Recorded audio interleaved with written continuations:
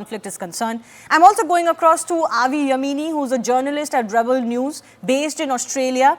Avi is leaving for Israel soon to cover the war from on ground. Thanks a lot, Avi, for joining us. I want to ask you exactly about what we witnessed. For example, one of those instances came to light from Sydney.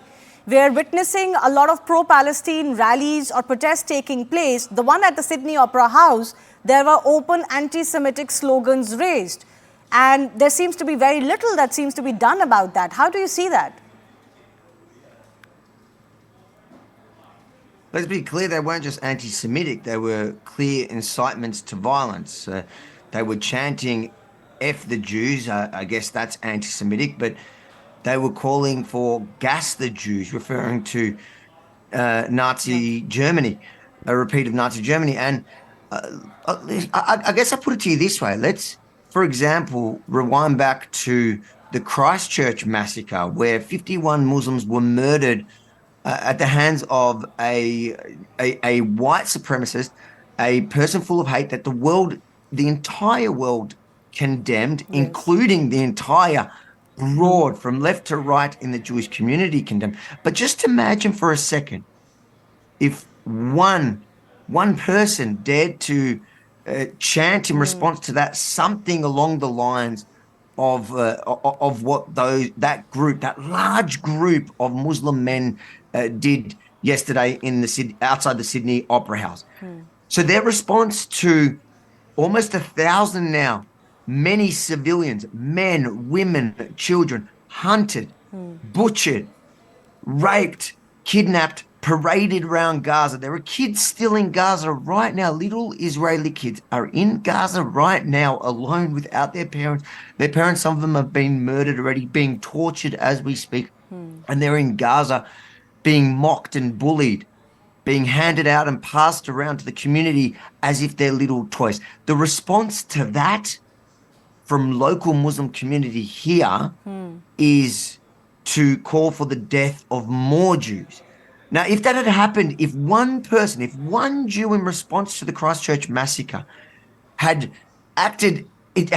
chanted anything, incited anything, yes, against the Muslim community in response to the Christchurch massacre, there would have been broad condemnation from the Jewish community itself right now. Yeah. From the Muslim community, we're not hearing anything. From the socialist left, we're not hearing anything. They're ignoring it. They're pretending like it didn't happen. And I dare say some of them, their silence is deafening, but I believe because their reactions to the attacks is to blame Israel, the victim, to blame the victim. And I find it, as somebody that has lived a Jew my whole life, I've experienced that kind of anti-Semitism, that pure Jew hatred from Islamic community before. This is the first time that the world gets to witness it. But the socialist left and the tolerant left, the left that pretends, to fight against racism wherever they find it, for them to stand by and also celebrate these attacks, yes, as what they call resistance. There is no legitimate resistance. Rape is not a legitimate form of resistance. Kidnap is not a legitimate form of resistance. Taking kids, torturing kids, none of that. None of what we saw Hamas do is a legitimate form, yes, of resistance. And it's just exposing the amount of Jew hatred that there is in both the far left and the Islamic communities, even here, sadly, in Australia. Well, it's one thing to not support the Israel cause or to support the Palestinian cause. It's quite another to defend what Hamas has done. And unfortunately, that's what we're witnessing. But Avi, I do want to understand from you, why is even the Australian government not really acting or clamping down on something like this? In fact, an odd instance took place before this rally where actually a person with the Israeli flag was taken away by the police. So I'm not quite understanding how policemen take away an Israeli person. I'm guessing he was Israeli or Jew and had carried an Israeli flag, but nothing happened to the ones who are actually chanting "Gas the Jews" slogans.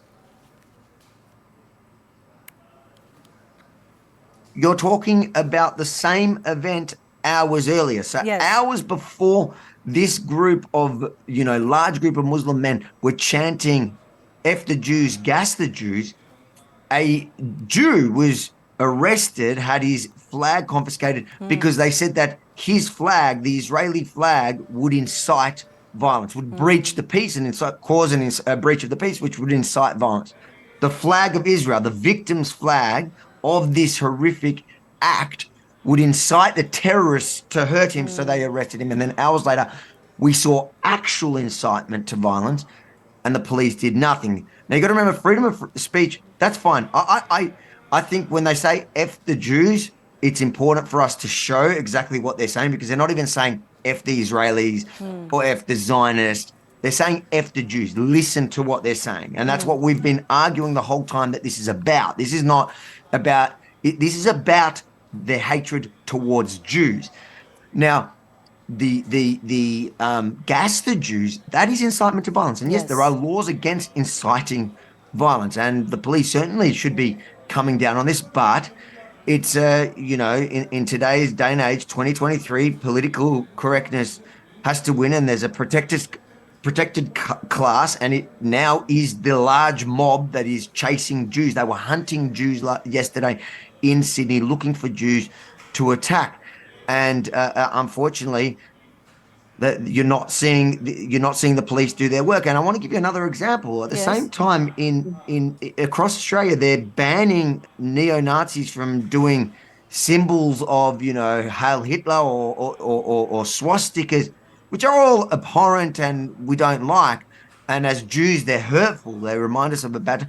But they're going out of their way to target these lunatic, loser, white supremacist, fringe, tiny group of 20 loudmouths who like to show up at Parliament Station and show the Roman salute because they're big, brave men. The government has put so many resources as passed legislation to outlaw that.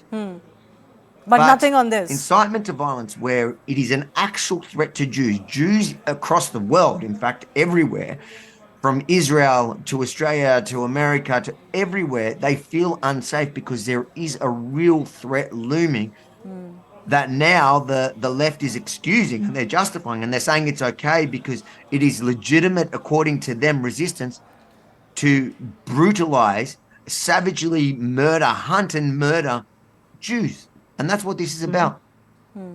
This asymmetry that you're talking about of actions of those who claim to be victims, and even in the most barbaric way, if they were to respond, there is still justification for that, but not for those who are actually victims of that terror. That asymmetry that exists as far as the intellectual class is concerned, I can tell you we are very familiar with that. I do want to ask you though, you told me earlier you're taking a flight very soon to Israel. This is going to be a very tough assignment for you by all accounts. Absolutely. Look, of course, as a Jew myself, as somebody that served in the Israeli army, as my mother lives in Israel, it's personal. But for me, it's even more than that, because as a journalist, it's a hunt for the truth. There are so many questions around this, around what happened, how it happened. So when is there a good time? This was the worst time personally in my life to drop everything and go and do it, but I can't see any other way. And I encourage your followers, if you want to actually see what we're doing, the reports that we're doing, it's the truthaboutthewar.com, I believe, is the URL that we're going to be posting, but you can see it on Twitter. We're just going to try and ask those tough questions and talk to the real people, and hear their stories and see what actually unfolds as the media turns against Israel. Because I promise you this, over the next few weeks, whilst now there is a kind of broad support by the public and political figures and the media, because you couldn't ignore those videos, those images that we saw over the weekend. But that's not going to last long. They're all going to go back to their demonizing of Israel, and that's why I'm heading there, because I think it's important that we tell the truth from the front line, from the ground. So I believe the URL off the top of my head is the truthaboutthewar.com. I'll try and get you back, Avi, once you are in Israel. But you pointed to something very important, which I want to ask you about. Many people are also commenting that what was formerly known as the Twitter platform, now X, had that platform not been in control of somebody like Elon Musk, we actually might not even have seen the reality, the brutality of the Hamas attack. It would have been censored very quickly.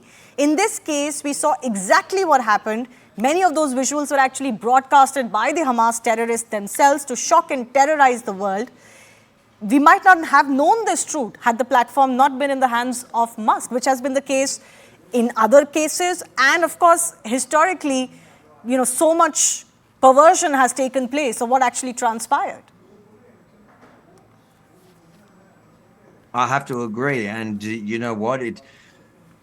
This is not something new. And Israel's been fighting this brutality for many years now. This is an unprecedented attack, at least in the last 50 years. But the kind of behavior and brutality is not something in itself that is new. But this is the first time the world got to witness it. And you're right. If Twitter was under the old regime, they would have found every excuse to censor it. They probably would have blamed the victims, saying it was for their own protection, for their own privacy, some rubbish like that.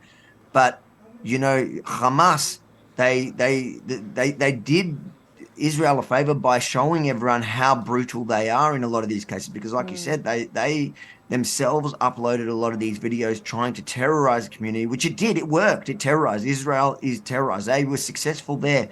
But at the same time, it shocked the world, and no decent human being can watch that footage that we saw come out of Israel over the weekend and think or justify it in any way. In any way. This is not about land. This is not about a border. This is about pure evil.